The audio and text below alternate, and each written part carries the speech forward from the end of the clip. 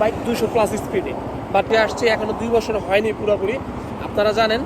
But আমি মালয়েশিয়াতে যেভাবে বাইক রাইড করি, যেমন আসসালামু আলাইকুম, আশা করি সকলেই অনেক ভালো আছেন আর আমিও ভালো আছি। আজকে হচ্ছে একটু অন্যরকম ভিডিও, বিকজ আজকে হচ্ছে আমার একটা ভাই দেশে যাবো, ভাই বলেন বন্ধু বলেন, আমরা হচ্ছে এক এলাকায় বাড়ি, আমাদের দোহারে বাড়ি। সো আজকে হচ্ছে ও বাংলাদেশে চলে যাবে, যার কারণে হচ্ছে ওর সাথে দেখা করবো অ্যান্ড অল্প কিছু মাল দিব ওকে। তো যাই হোক, মাল দিই না দিই সেটা বড় কথা না, আজকে ওর সাথে দেখা করার জন্য আমি এয়ারপোর্টে যাচ্ছি। আর আমি থাকি হচ্ছে আমপাং, এখান থেকে এয়ারপোর্টের দূরত্ব মোটামুটি 59 কিলোমিটার, তো average 60 kilometre. So 60 kilometre journey আজকে মোটামুটি অ্যাভারেজ 120 কিলোমিটার। সো আজকে আমি ছুটি নিয়ে নিয়েছি, সো আজকে খালি ঘুরবো সারা রাত।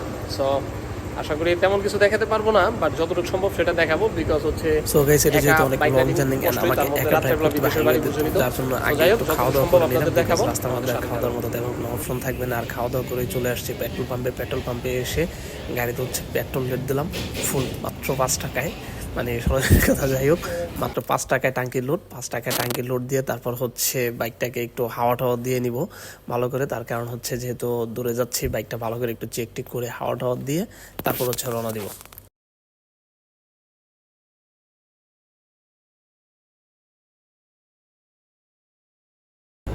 সো গাইস, মোটর মধ্যে তেল নিয়ে নিলাম পাম্পে থেকে, অ্যান্ড হচ্ছে এখানে হচ্ছে এই দেশে হচ্ছে হাওয়া ফ্রি মোটরের, ঠিক আছে। যদি আপনি ইঞ্জিনের বা চাকায় যদি হাওয়া দিতে চান সেটা হচ্ছে ফ্রি। সো হাওয়াটা দিয়ে সব কিছু ওকে করে নিলাম অ্যান্ড রওনা দিয়ে দিচ্ছি।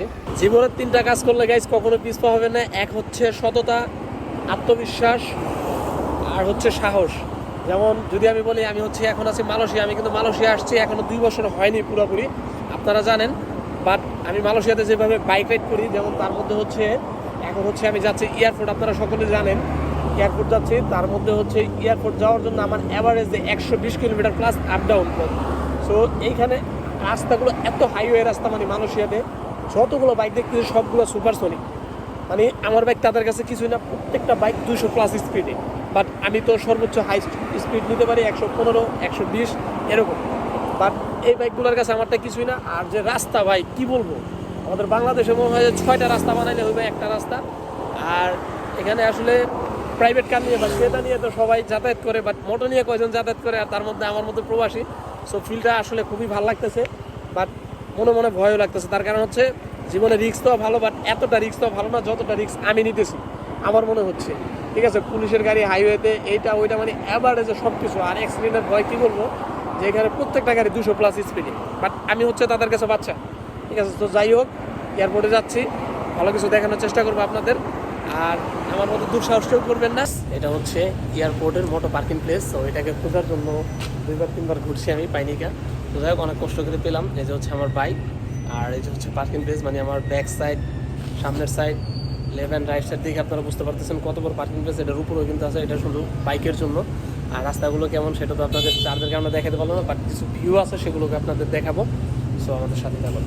সো গাইস, মোটো পার্কিং করে চলে আসছি এয়ারপোর্টের ভিতরে লেভেল 5-এ, বিকজ হচ্ছে যারা হচ্ছে বাংলাদেশে বা অন্যান্য দেশে যায় এখান থেকে হচ্ছে বুকিং হয়, অ্যান্ড বুকিংয়ের জন্য দাঁড়িয়ে আছি।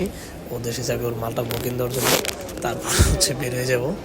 এটা ছিল এয়ারপোর্টের পিছের অংশটা, দেখুন। সো যাই হোক, মোবাইলে বেশি চার্জ না, এখন চলে যাবো আমরা আমাদের বাড়িতে, মোটামুটি 60 কিলোমিটার। সো ভালো থাকুন, সুস্থ থাকুন, আল্লাহ হাফেজ।